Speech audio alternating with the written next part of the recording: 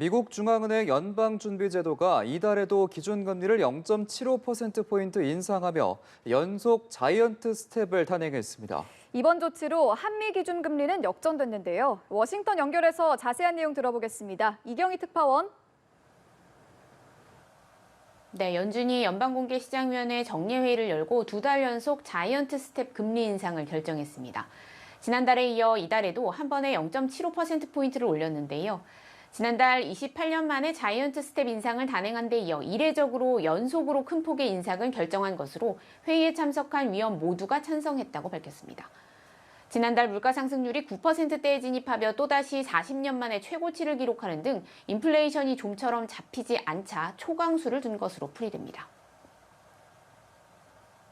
My colleagues and I are acutely aware that high inflation imposes significant hardship, especially on those least able to meet the higher costs of essentials like food, housing, and transportation.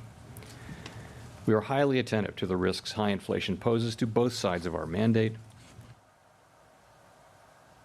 연준의 이번 조치로 미국의 기준금리는 2.25에서 2.5%까지 올라 한국의 기준금리 2.25%보다 높아지게 됐습니다.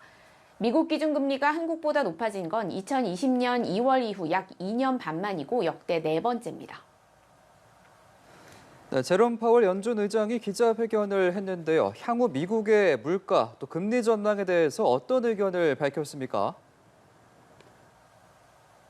급격한 금리 인상 이후 일부 전문가들을 중심으로 경기 침체 우려가 제기되고 있지만 연준은 물가 안정에 초점을 맞춘 고강도 긴축 정책을 당분간 이어갈 방침을 거듭 확인했습니다.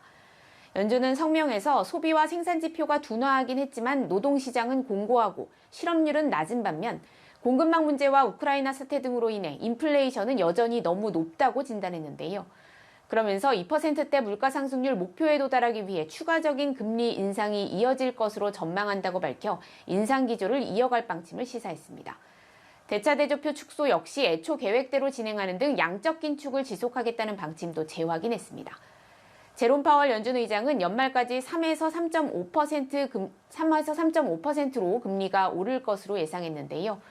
9월 다음 회의에서 또 큰 폭의 금리 인상이 적절할 수도 있다고 말해 세 차례 연속 자이언트 스텝 여지를 남겼습니다.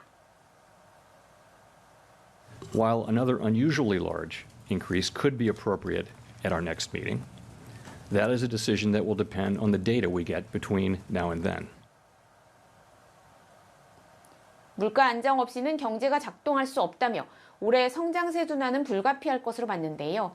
다만 파월 의장은 노동시장이 강력하기 때문에 미국 경제가 침체에 접어들었다고 볼 수 없고 앞으로도 피할 수 있을 것으로 본다고 거듭 강조했습니다.